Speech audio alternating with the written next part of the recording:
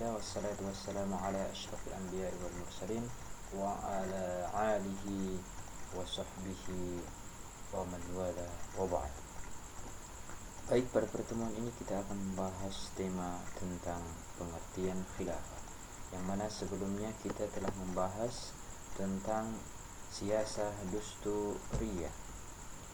Sekarang kita menuju kepada pembahasan khilafah, pengertian khilafah. Kita mesti mengetahui makna khilafah secara bahasa. Khilafah berasal dari bahasa Arab, tentunya dari kata khalafa yakhlifu, khilafatan, yang artinya menggantikan. Dalam konteks sejarah Islam, khilafah adalah proses penggantian kepemimpinan. Rasulullah SAW dalam menjaga dan memelihara agama serta mengatur urusan dunia. Pada masa sekarang, istilah khilafah sama artinya dengan suksesi, yang juga berarti proses pergantian kepemimpinan. Sedangkan menurut istilah, khilafah berarti pemerintahan yang diatur berdasarkan syariat Islam. Khilafah bersifat umum, meliputi kepemimpinan yang mengurusi bidang keagamaan, kenegaraan sebagai pengganti Rasulullah. Khilafah disebut juga dengan imamah atau imarah, pemegang kekuasaan. Khilafah disebut khalifah, pemegang kekuasaan. Imamah disebut imam, dan pemegang kekuasaan imarah disebut amir. Kalau dibahas lebih lanjut tentang istilah khilafah, imamah, dan imarah, terdapat berbagai versi dan sudut pandang. Istilah khilafah yang semula muncul pertama kali pada masa Abu Bakar sebetulnya lebih karena posisi beliau yang merupakan pengganti atau khalifah Rasulullah, sehingga masyarakat menyebutnya dengan panggilan Khalifatul Rasul, yang berfungsi melanjutkan tugas Rasulullah dalam kapasitasnya sebagai pemimpin politik dan keagamaan, bukan sebagai Rasul. Pada masa Umar bin Khattab, gelar khalifah malah diganti dengan amir atau amirul mukminin. Sedangkan pada masa pemerintahan Abbasiyah, yaitu daulah setelah daulah Bani Umayyah, gelar khalifah tidak sekedar bermakna pengganti Rasul, tetapi pengganti Allah di muka bumi. Khalifatullah fil ard adalah Al-Mansur atau Al-Mansur, Khalifah Abbasiyah kedua, yang mula-mula menyebut diri sebagai Khalifatullah fil ard ini. Sedangkan gelar amir pada masa itu digunakan untuk jabatan seorang kepala daerah atau gubernur. Adapun gelar imam dalam sistem imamah lebih sering digunakan oleh kaum Syiah untuk menyebut jabatan seorang kepala negara. Sama artinya dengan gelar khalifah yang sering digunakan oleh kaum Sunni.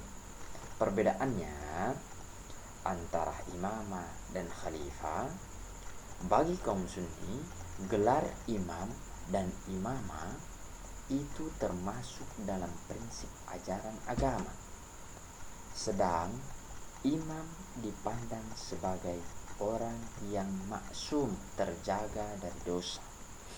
Bagi kaum Sunni, seperti pendapat Al-Mawardi misalnya dan Abdul Qadir Auda, bahwa khilafah dan imamah secara umum memiliki arti yang sama, yaitu sistem kepemimpinan Islam untuk menggantikan tugas-tugas Rasulullah SAW dalam menjaga agama serta mengatur urusan duniawi umat Islam.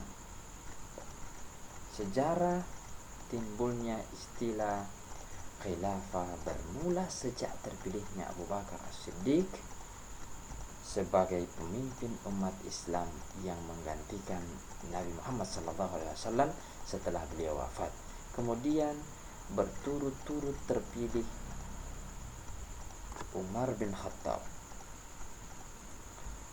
Utsman bin Affan, dan Ali bin Abi Thalib yang terakhir yang masuk dalam lingkupan yang dimaksud dengan Khulafaur Rasyidun. Selanjutnya bersambung pada generasi dinasti Umayyah yang disebut dengan kekuasaan Daulah Bani Umayyah di Damaskus pada tahun 661 sampai 750 Hijriyah atau Hijriah Masehi.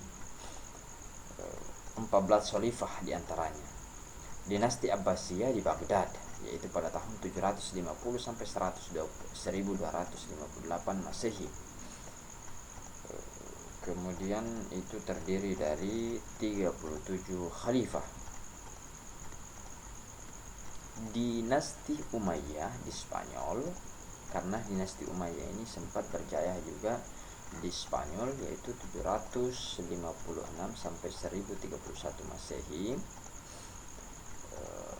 terdiri dari 18 khalifah. Dinasti Fatimiyah di Mesir itu pada tahun 909 sampai 1171 Masehi, terdiri dari 14 khalifah.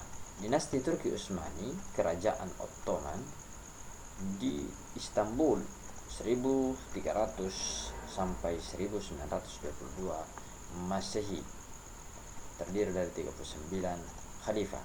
Kerajaan Safawi di Persia 1501 sampai 1786 Masehi, 18 Syah atau Raja. Kerajaan Mughal di India 1526 sampai 1858 Masehi, terdiri dari 15 raja dan dinasti-dinasti kecil lainnya yang kita tidak sebutkan pada kesempatan ini. Dinasti-dinasti di atas itu atau yang kita sebutkan tadi memakai gelar khalifah, tetapi berbeda pelaksanaannya dengan Khulafaur Rasyidin. Jika Khulafaur Rasyidin dipilih secara musyawarah, maka dinasti-dinasti tersebut tadi menerapkan tradisi pengangkatan raja atau pemimpin secara turun-temurun atau melalui nasab keturunan mereka. Sistem pemerintahan khilafah berakhir di Turki sejak Mustafa Kemal Atatürk, yaitu 1881 sampai 1938 Masehi. Belum terhitung lama. Beliau menghapus sistem pemerintahan ini pada tanggal 3 Maret 1924 Masehi, kurang lebih 23 tahun sebelum merdekanya Indonesia. Umat Islam pernah berusaha menghidupkan kembali khilafah melalui Muktamar Khilafah di Kairo misalnya 1926 Masehi, dan Kongres Khilafah di Mekah 1928 Masehi. Di India pun pernah timbul gerakan khilafah ini.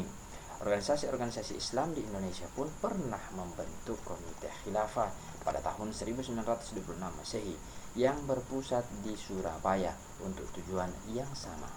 Namun, perjuangan umat Islam Indonesia tidak hanya melalui upaya mewujudkan khilafah secara legal formal, melainkan ada hal yang lebih penting, yaitu upaya menegakkan nilai-nilai luhur Islam di tengah-tengah kemajemukan masyarakat Indonesia. Peristiwa penghapusan 7 kata yang berbunyi dengan kewajiban menjalankan syariat-syariat bagi pemeluk-pemeluknya yang semula tercantum pada halnya keempat piagam Jakarta atau kelak yang kemudian menjadi Muqaddimah Undang-Undang Dasar pada tahun 1945, 18